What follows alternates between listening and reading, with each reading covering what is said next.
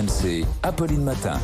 Avec le journal du Off, le rendez-vous du service politique d'RMC tous les matins, les coulisses, les coups bas de cette campagne, avec Cyprien Pézeril. Bonjour Cyprien. Bonjour Charles. À 34 jours du premier tour, ça y est, enfin Emmanuel Macron descend dans l'arène. Oui, mais avec prudence. Il rencontre ce matin à son QG ses soutiens avant de se rendre à Poissy à 18h30, une ville des Yvelines où il était déjà allé en octobre. Regardez.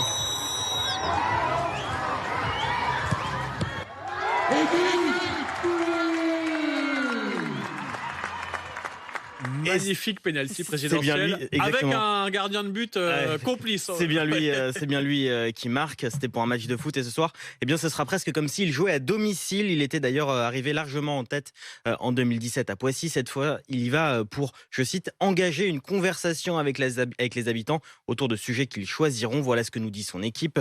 Quelques habitants de quartiers populaires et surtout 250 personnes castées par le maire de Poissy lui-même, Carl Olive. C'est d'ailleurs un soutien d'Emmanuel Macron.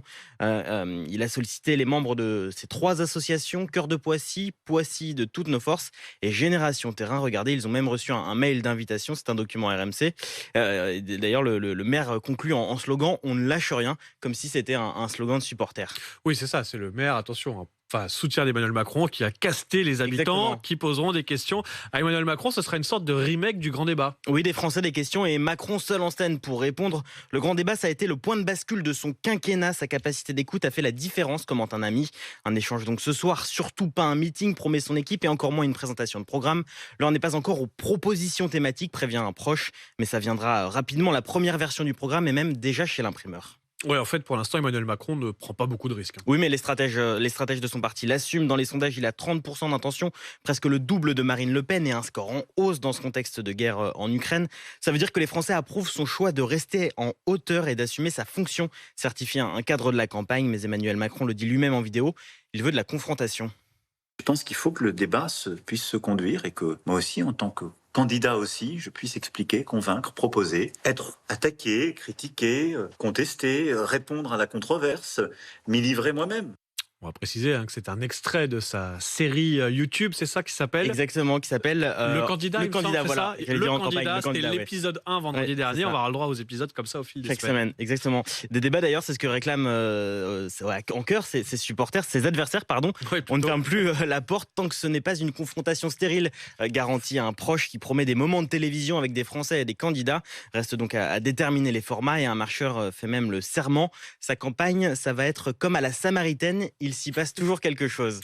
Oui, et d'ailleurs, preuve qu'il se passe des choses, Emmanuel Macron est donc plus ou moins en campagne et Marion Maréchal est officiellement de retour dans la vie politique. Oui, chez Éric Zemmour, sur scène, hier, devant 8000 personnes à Toulon. Ça n'intéresse que les journalistes. Elle ne lui apportera aucune voix, minimise l'entourage de Marine Le Pen.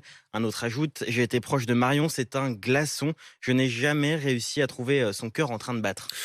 Pourquoi pas, voilà, bon, c'est gentil. À gauche, Cyprien, après la bonne bouffe pour tous, le communiste Fabien Roussel s'attaque au sport. C'est une indiscrétion RMC. Oui, avec pour slogan le beau jeu pour tous. Dans un meeting jeudi à Paris, entouré de sportifs, le communiste va proposer la diffusion en clair à la télé de la Ligue 1 et de la Ligue des Champions. Il veut aussi des places gratuites dans les stades.